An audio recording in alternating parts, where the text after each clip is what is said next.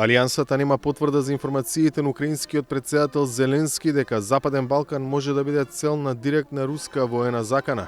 Генералниот секретар на НАТО денеска во Скопје беше јасен дека регионот е интересен за Москва, но не и за руско воено инволвирање на Балканот. Јенс Столтенберг предупреди дека Алијансата внимава на секој чекор на Русија, која повторно беше повикана да ја прекине агресијата врз Украина. See any imminent military threat from Russia against any NATO ally or region. Не гледаме итна директна воена закана од Русија против некоја членка на НАТО или пак некој регион, но секако остануваме внимателни, следиме што прави Русија и остануваме обединети. Ги повторуваме нашите пораки кон Русија дека треба да се воздржи од агресивни чекори кон соседите и секако да ја запре агресијата врз Украина и да го почитува правото на секоја држава самата да си го избира својот пат. Премиерот потврди дека безбедносните служби се свесни за руско присуство во регионот и дека се следат сите чекори на, како што рече, поединци или политички партии кои имаат исти интереси како Москва. Ковачевски не прецизираше кои се тие истомисленици. Ние сме земја на НАТО и верувам дека институциите си ја вршат својата работа и да не заборавиме дека и сите субјекти и политички чинители имаат обврска да придонесуваат за заеднички мир и стабилност.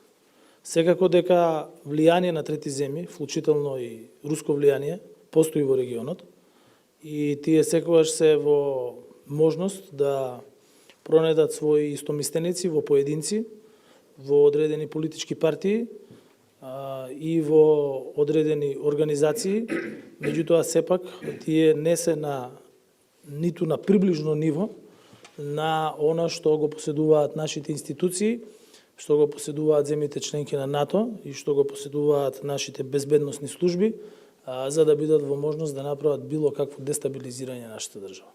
За време на оваа посета на Скопје, прва откако Северна Македонија стана членка на НАТО, Столтенберг го пофали придонесот на земјава во Алијансата, како и осудати санкциите кон Москва и поддршката и помошта за Украина.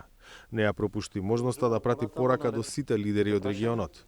NATO can rely on North Macedonia and North Macedonia can rely on NATO. НАТО може да смета на Северна Македонија и Северна Македонија може да смета на НАТО. Алијансата ја гарантира вашата безбедност. Покриени сте со НАТО воздушното патролирање. Сигурноста на Западен Балкан е витална за Алијансата, но има простор за загриженост. Тензии во Босна и Херцеговина. Ги повикувам тамошните политички лидери да се воздржат од сецесионистичка реторика и да се насочат на мирни решенија. Неодамна на Косово видовме неприфатливи акти на насилство, дури и напади на војници на КФОР. Белград и Приштина мора да се вклучат во диалогот што го води Европската Унија. Тој е единствениот начин за постигнување решение. Од владата замина во парламентот каде се обрати пред сите пратеници, државниот врв и министрите. Настапот во кој зборуваше и за членството на земјава во Европската Унија го почна на македонски. Добар ден. Членството во ЕУ дополнително ќе ја зајакне вашата демократија, владењето на правото, социјалната правда, ќе ги зголеми можностите за сите граѓани, особено за младите. Сите политички партии имаат одговорност заедно да работат и да ја движат државата напред. Ве охрабрувам да бидете постојани да работите на тоа, како што работевте за членството во НАТО. Првиот човек на Алијансата во Скопје ја завршува својата посета на Западен Балкан. Изминатите денови беше во Сарајево, Приштина и Белград, а утре во Македонија ќе присуствува на собир на лидерите на Алијансата од регионот. Поканети се претседателот на Хрватска и премиерите на Словенија, Црна Гора и Албанија. За Гласот на Америка од Скопје, Владимир Мирчевски.